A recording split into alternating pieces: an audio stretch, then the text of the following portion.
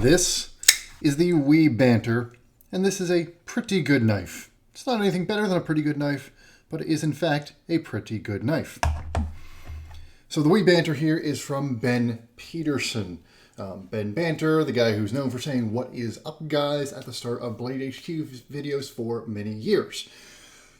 After doing that Blade HQ thing for quite a while, Ben started making his posters, things like that. That started taking off a bit, and he started to make his own knives. And a couple years ago, this was his first knife design with knives. That's your logo right there. This is the Banter. This was designed by Ben and produced by So this is made in China by one of the 2 or 3 most well-known Chinese OEMs. At the time this was made, it was really a 2-horse race between them and Riot. This was probably 2021, something like that. This came out, and these are actually getting a little bit hard to find in this original iteration these days, though, as I'll have in my coming reviews, it sort of spawned a little bit of a family of Banters. Though, as I'll get to, I still think this is the best one of the bunch. Spec-wise, this is just over $100. Most retailers are going to find this at $109. It is, once again, made in China. It is a liner lock, you can see, and I'm pretty sure it's a steel liner lock right in there. Thumb stud, 2.9-inch blade, 110 thousandths or 0.11 inches thick. Your handles here are G10 with a light peel ply texture, and the whole thing weighs 2.1 ounces. If I just, for a quick size comparison, pull out my Delica here, you'll see this is a small knife. This is significantly smaller than the Delica end-to-end, while getting even a little bit more blade length. And we'll get into that in a little bit when we go into some of the details. So, I'm trying to make these reviews a little faster while still going into as much detail. Let's get right up to this blade. So this blade, this particular version, is a black wash, basically, meaning they DLC'd it. This is probably DLC, given its and then stone wash it pretty heavily to take some of that finish off.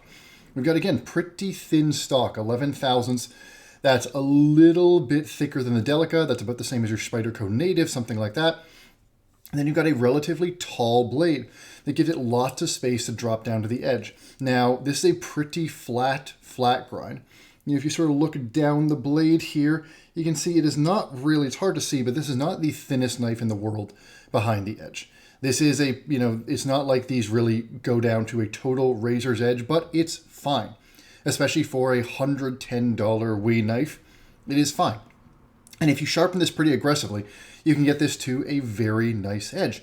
But one of the nice things about a blade that is this tall and this thin is this passes through material really, really well. If you think about cutting this through a piece of cardboard, using this to break down a box or cut down into something or even cut through some food, there's just not a lot of blade stock to pass through what you're cutting through here. And so this glides through material quite easily. This black wash does nothing to slow it down.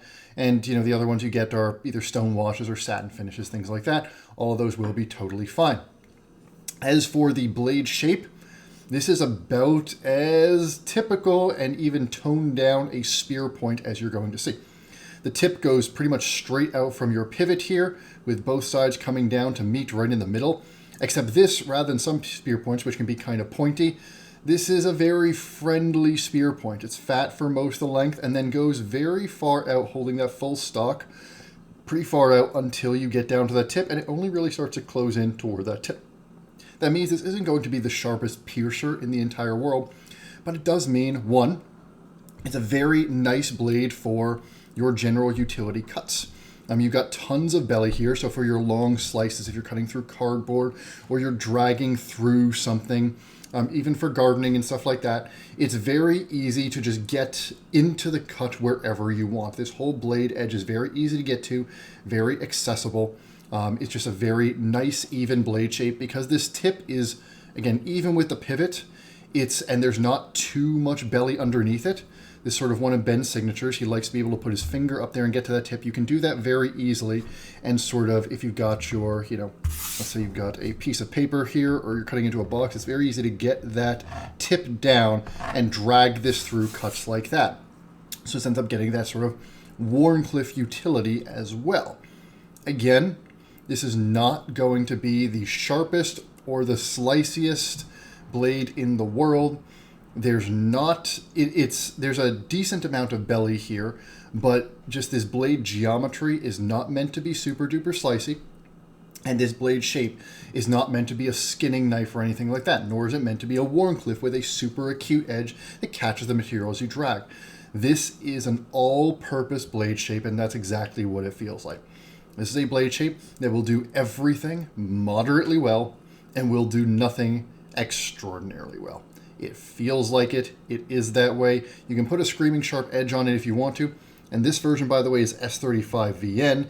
You can get these in 20CV as well. Those 20CV versions have slightly thicker blade stock. It's a solid blade. And that was my experience every time I used the Banter. In any circumstance, it was solid, but unimpressive. If I compare this to, say, one of the knives I've got coming up to review, my Ace Biblio here, the Biblio gets down much, much sharper behind the edge. This is a more aggressively black ground blade. It is better because you've got this lower point for utility cuts, but it's a bigger, chunkier, thicker knife. This is a very small, easy to carry knife. This is a very unthreatening blade shape, and it's just good for everything. I just literally pulled out the Biblio because it happened to be here. It's just really reinforcing this is an every man's knife. This is a knife that is meant to do whatever. It's a true EDC knife in that it's meant to do a little bit of everything moderately well, and that blade shape does it without being an issue anywhere. There's nothing until you go into really harder use tasks that would be a problem for this blade.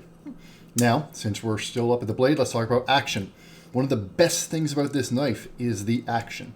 We, especially at a $110 price point, absolutely nailed the action on this one. So thumb studs, perfectly placed. Very grippy little thumb stud here. It's almost like if you took the Chris Reeve thumb stud and you made it taller. It's even got a very similar shade of blue in this black and blue version. And as I like to talk about, if you look at the line between the pivot and the thumb stud, you want where your thumb is pushing to be as close to perpendicular to that line as possible while still being up and forward. That's going to get you the most sort of springy action because most of your force is going against, rotating around that pivot rather than going into or out of the pivot. This also has a pretty decent detent. I can push pretty hard before this breaks, and then once it breaks, it's a very nice crack. This is on bearings, and it just snaps out nicely, and then it does drop shut. And this dropped shut from the moment that I got it, and I've had multiple Banters in the past, and they have always dropped shut very nicely on me. Excellent thumb studs. There are thumb studs on the other side. I'm not even going to try the Spidey Flick. That's a me thing, not a Banter thing. I just don't do that well. But very, very good action. In fact, the most surprising thing, I think, on this knife to a lot of people is going to be that action, which is legitimately top tier, significantly better than you're going to experience on a lot of $110 knives. And that's one of the things that WE does very well. Their bearing actions tend to have, you can sort of feel the bearings rolling a little bit. It's not as free falling as you'll find on, for example, some Rios or some Bestex.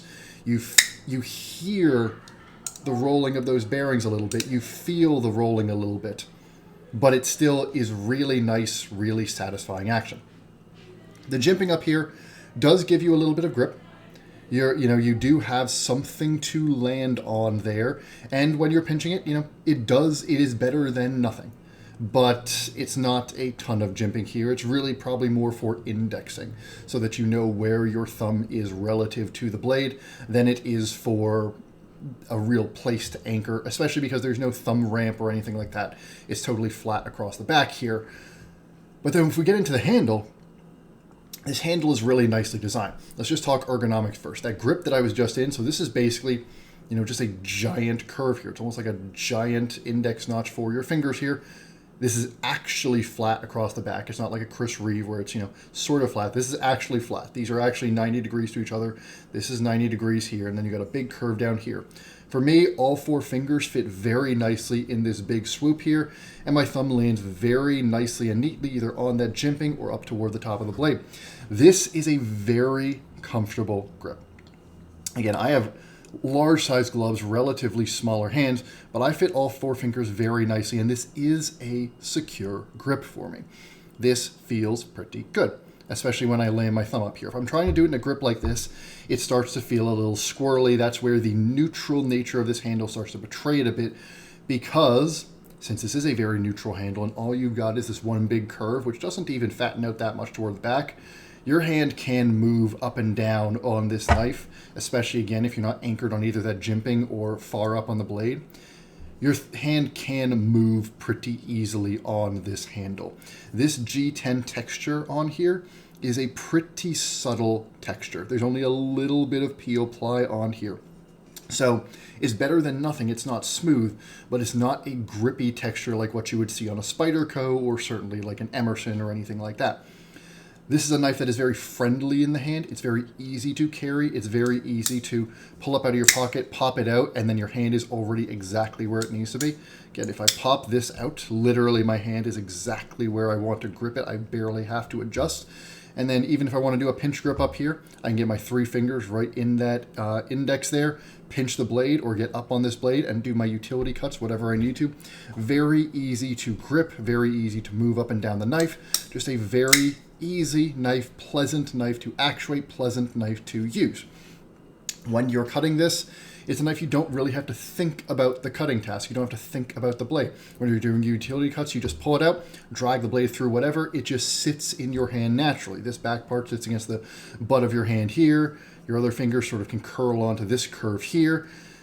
All of the G10, rather than being contoured, has basically a 2-angle chamfer on the edge, where you got one that's sort of 45 degrees all the way around, and then you've got big flats here, which gives a nice big flat to sit in your hand. It does make it relatively secure in these lighter grips. In fact, I think this pinch grip is one of the best grips for the Banter.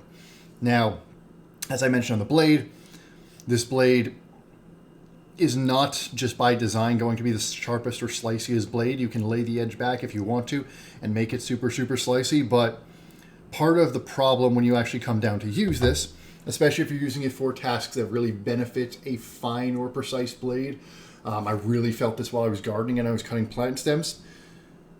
The neutrality of this handle, the second that you have to either do something very precise or alternately, you have to push it a little harder, that's where the neutrality of the handle starts to betray it. That's where it really starts to show as an EDC focused knife. It's the very same sort of criticism I had of the Lander 2.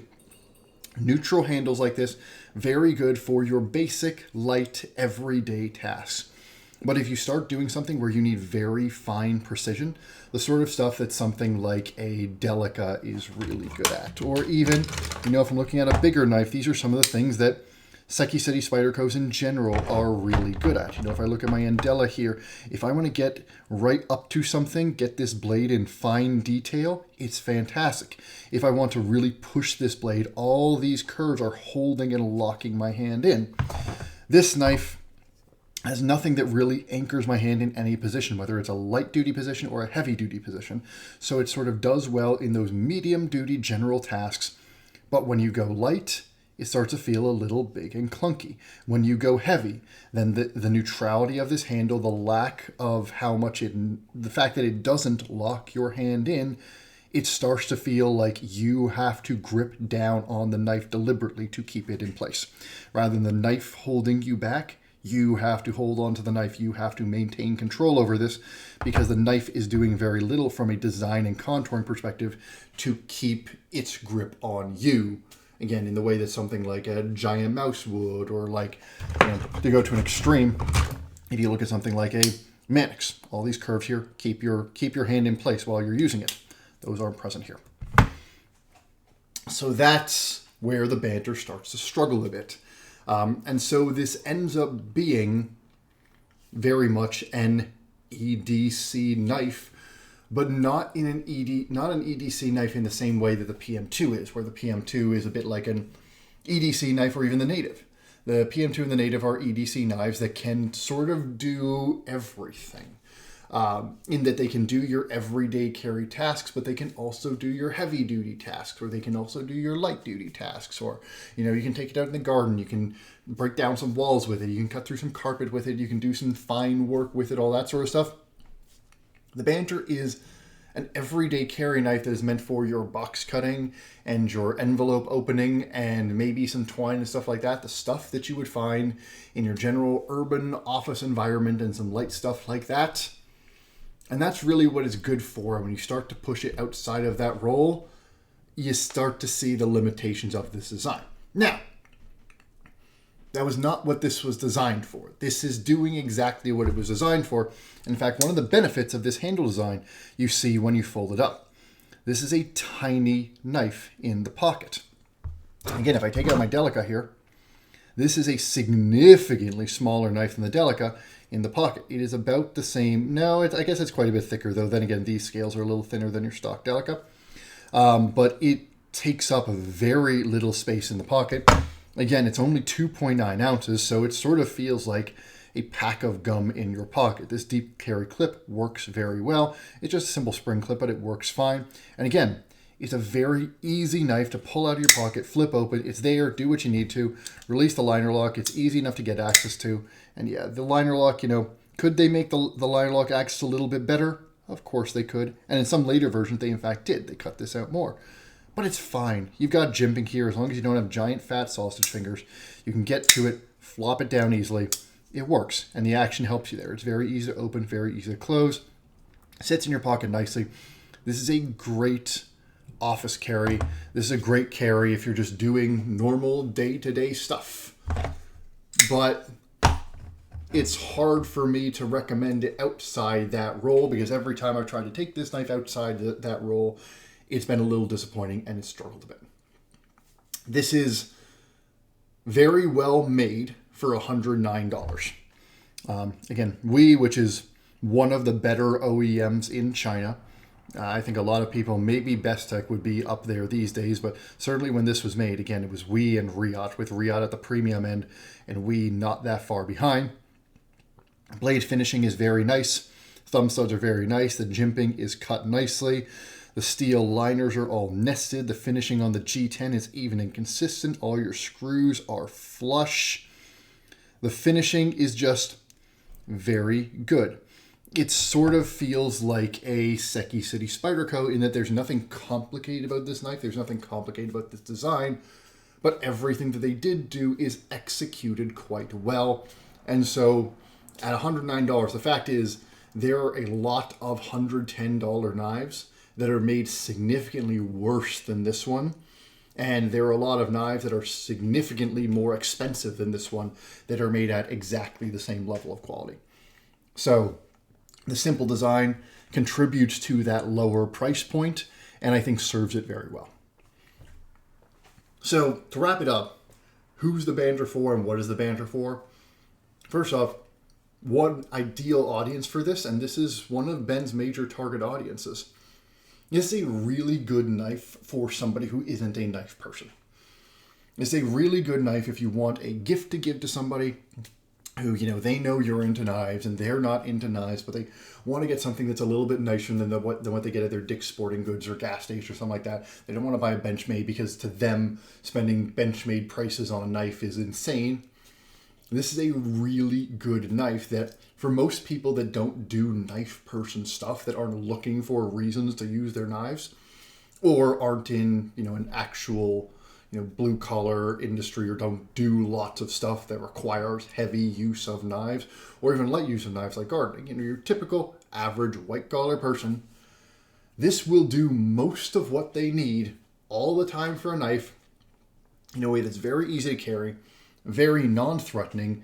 It's light, it's well made, it's satisfying to open, it's satisfying to close. It's got some of those, nice little knife guy picadillos. The G10 is nicely done. The action, again, is really nice. The D10 is very crisp. The thumb studs are nicely done. It's got little nods to knife guy stuff without having any of the luxuries or extra features that would jack up that price point. And so this ends up being a really good introduction to the knife world for somebody that isn't generally into knives. And that's probably the audience that this is the very best for. The other thing that this really does excel at is a true office carry. The shape of this blade, the design of this blade is about as non-threatening as a knife can be.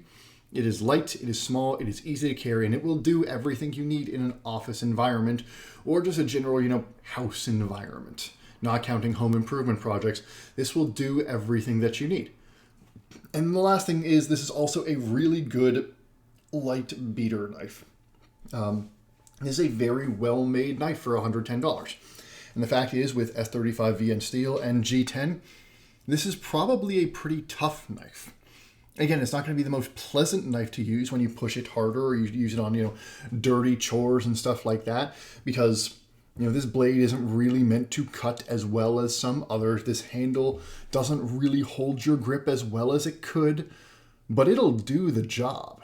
And if you got a bunch of, more expensive knives that you kind of want to baby, and you want a relatively cheap but still high-performing knife that you can throw in a toolkit or something like that, and it's just there for you, the Banter is a really good choice for that.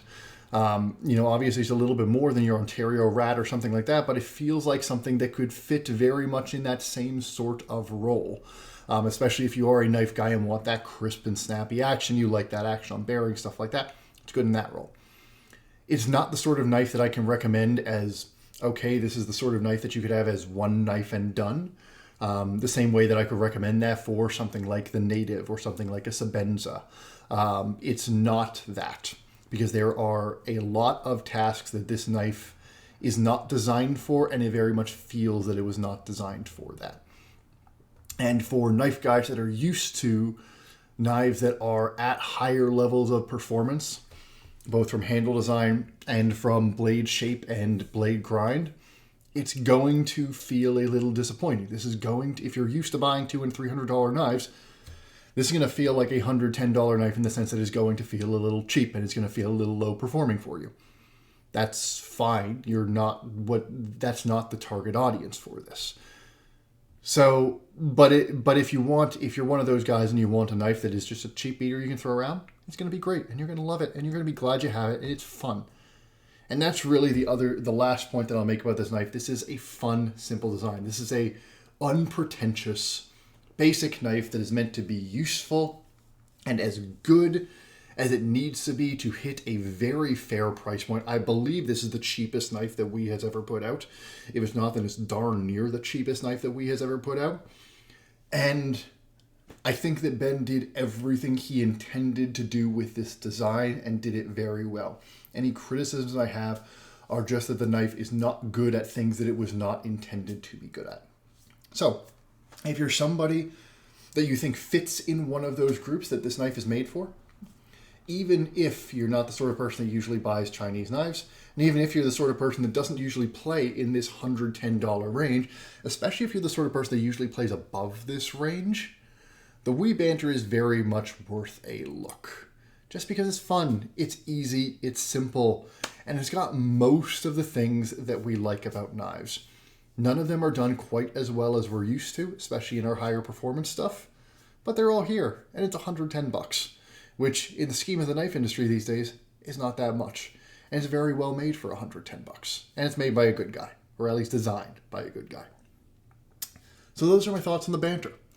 Hope you found this useful. Hope it was a good use of your time. And I will see you again soon. The WE Banter.